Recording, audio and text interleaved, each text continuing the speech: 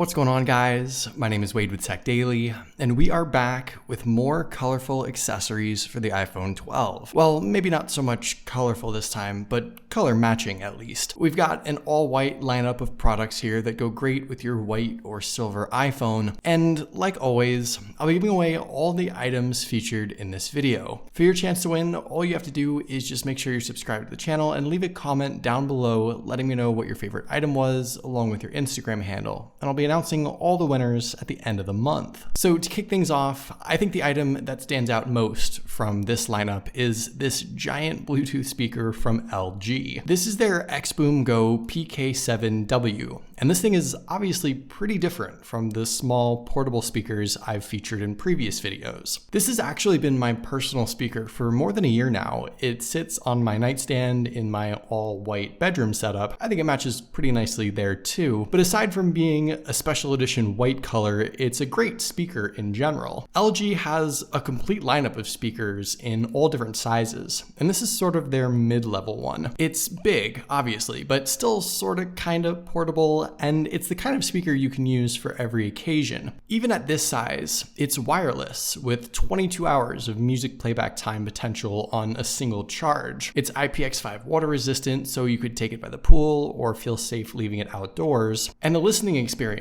on this guy is really pretty great. And with this PK7, you get dedicated voice enhance and bass enhance toggles up top, which definitely makes a difference depending on what kind of music you're listening to. And anything this thing plays sounds awesome. It's crisp, it's incredibly loud, and you can pair it up with the app to make some sound adjustments, pair a couple speakers together, and a lot more. And it's got these fun LED lights across the front, which is kind of cool too. I did already make a dedicated video on this speaker a while back, so feel free to check that out if you're interested. But if you haven't yet been introduced to LG's audio department yet, you should definitely look into it. Their speakers are solid, and this has been one of my favorites. If you'd rather listen to your music quietly on your own and block out the outside world, these all-white headphones from Sony are a great option that are also super affordable. They are the WH-CH510, classic, unnecessarily long Sony product name there, and they come in at around $50. But at that price, you still get the provenance of Sony audio along with a whole bunch of great features. The headphones themselves are super lightweight. The all-plastic design isn't maybe as premium as you might want, but they still feel sturdy enough while being flexible enough in all the right places. The ear cups tilt and swivel to fit you just right. The ear pads have enough cushion to rest comfortably on your ear, and the headband is adjustable with that sort of clicky notch setup with a dozen different adjustment levels. These are on-ear headphones, like I said, so they don't completely engulf your ear. They rest on top of it, but like I said, they are very comfortable, mainly because they are so light. And feature-wise, these have up to 35 hours of listening time on a single charge, which is really solid. They also sound really good too. You get more of a neutral profile than anything else. They're not super bass heavy, there's nothing too over the top, just simple, clean, and crisp audio with whatever it is you're listening to. And what I also like on these headphones too is that they have an easy to feel for and find physical set of button controls right there on the side, and I think that makes things a little easier than touch controls, which some other headphones have. While there are plenty of other Sony headphones out there, I realize not everyone can pay $200 or $300 for some of the higher end ones, and I think these are a great compromise if you just need a simple pair of Bluetooth headphones from a name brand at a great price. So jumping on over to some iPhone specific stuff now, I've got two great case options I think are worthy of consideration. The first one here is from UColor,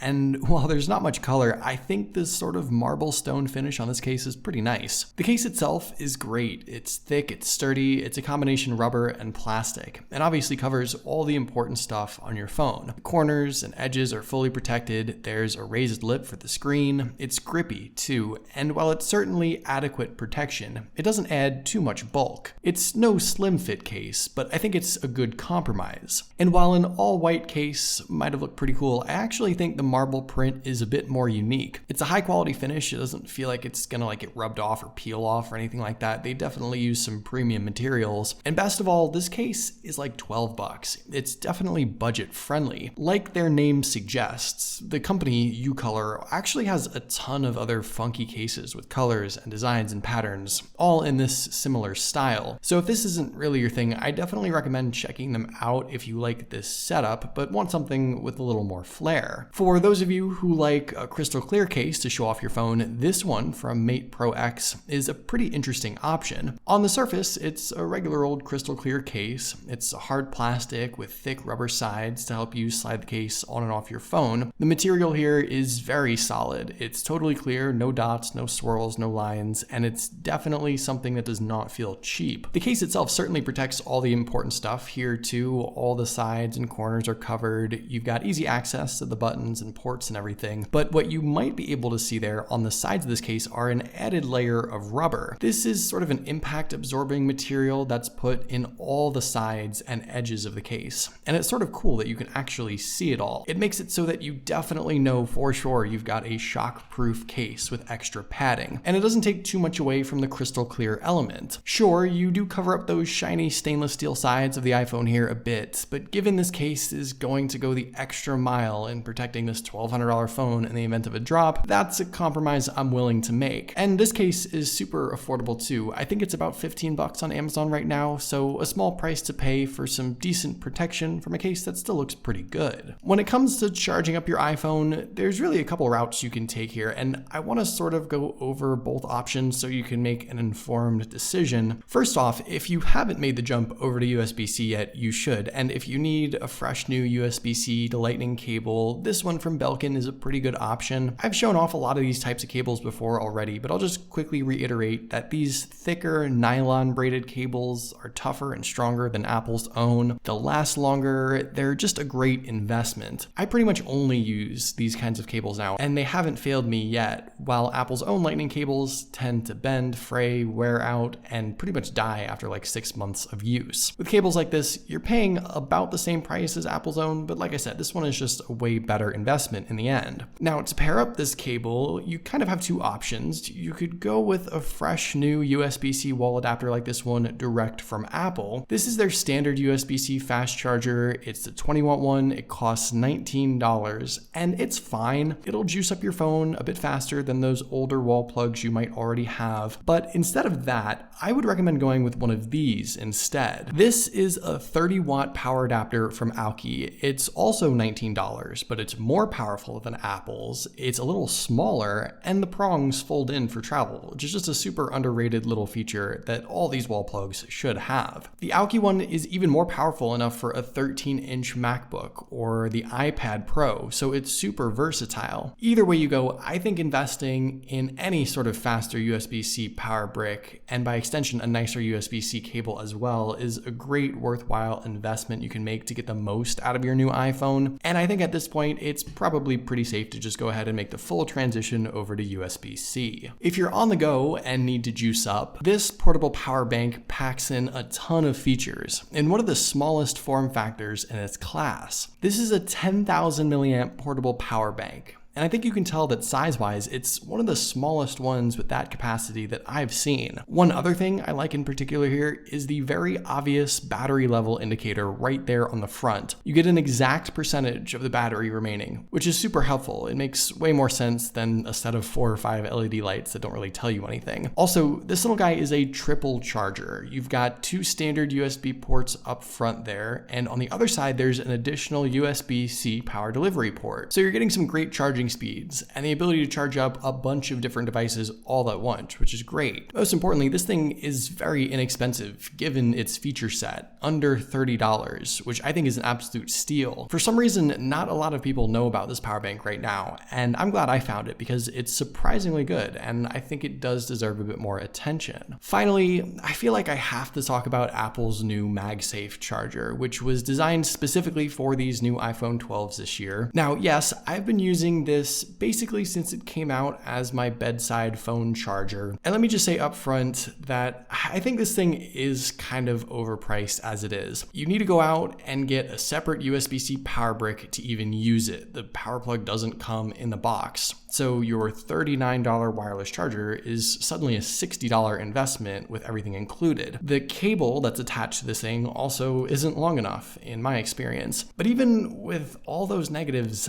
I have to say I've thoroughly enjoyed this thing, honestly, and I'm surprised and a little embarrassed to say that out loud. It's a nice charger. It's all metal. It looks like a high-end Apple product. It works well. The MagSafe setup is kind of cool. You don't have to worry about it sliding off or anything. And it's strong enough to even work through a case, which honestly surprised me. Given how small this charger is, I wasn't so confident in that, but even this thicker marble case here is no match for it. It works totally fine. Do I think Apple's MagSafe charger is overpriced? Absolutely. Is it the best wireless charging solution for the iPhone 12 or any other phone for that matter? No, definitely not. It's certainly a personal preference thing, and I know a lot of people don't care for this, but I really like it, and that's kind of why I wanted to include it here. So there you go. Those are some great all-white tech accessories for your white iPhone 12 or silver iPhone 12 Pro or whatever phone you might have. Don't forget to let me know which item was your favorite from this video in the comments down below, and you just might end up winning it. But hopefully you guys did enjoy this video. Be sure to follow TechDaily on Twitter and subscribe to the TechDaily YouTube channel if you haven't already,